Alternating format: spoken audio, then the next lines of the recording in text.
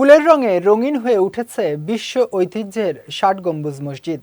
নয়নাভিরাম এই দৃশ্য দেখতে প্রতিদিন ভিড় করছেন দেশ বিদেশের পর্যটকরা। বাগেরহাট প্রতিনিধি মেহেদী হাসানের পাঠানো তথ্যচিত্রে বিস্তারিত ডেস্ক রিপোর্টে।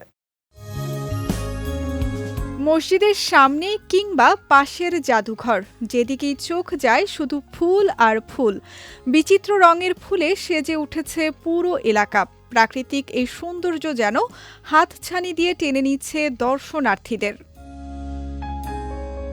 দেশের বিভিন্ন প্রান্ত তো বটেই, বিদেশ থেকেও পর্যটকরা ছুটে আসছেন বিশ্ব ঐতিহ্যের এই স্থাপনাটি দেখতে। ফুলের সৌন্দর্যে মুগ্ধ হয়ে অনেকে কাটাচ্ছেন আনন্দ ঘন সময়। আমরা ফ্যামিলি সবাই একসাথে ঘুরতে আসছি। ৬০ গম্বুজে অনেক ঐতিহ্য নিয়ে আমাদের অনেক ভালোই লাগতেছে। আর হচ্ছে অনেক ফুল, অনেক বাতাস, আলো, এসব দিক থেকে বাচ্চারা অনেক উপভোগ করতেছে। এটাই হচ্ছে মাশাআল্লাহ অনেক ভালো। আমি সুদূর কুমিল্লা থেকে আসছি, বাগেরহাট। আমার জানা মতো আগে থেকে আমি ছোটকালে পড়ে আসছি যে বাগেরহাট একটি ঐতিহ্যবাহী মসজিদ আছে, যেটা ৬০ গম্বুজ নামে পরিচিত। তো এখানে ঘোরার আশা আকাঙ্ক্ষা অনেক ছিল যে আমি এখানে কোনো একদিন ঘুরতে আসবো। তো আলহামদুলিল্লাহ আজকে এই বিষয়টা আমার সাকসেস হয়েছে। বইতে পড়েছি, তা বাস্তবে দেখতে এসে খুবই ভালো লাগলো। ফুল গাছ দেখলাম।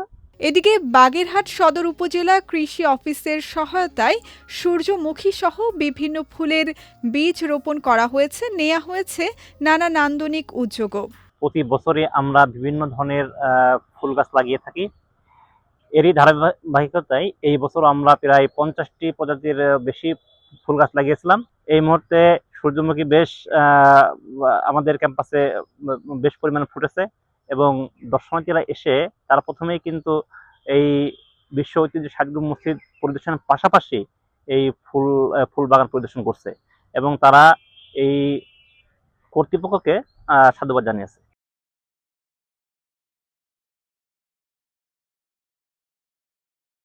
মসজিদের চারপাশে লাগানো হয়েছে প্রায় অর্ধশত প্রজাতির ফুল গাছ। এসব ফুল থেকেই ছড়িয়ে পড়ছে অপূর্ব সৌন্দর্য আর মনোরম পরিবেশ। বিজয় টিভি নিউজ ডেস্ক।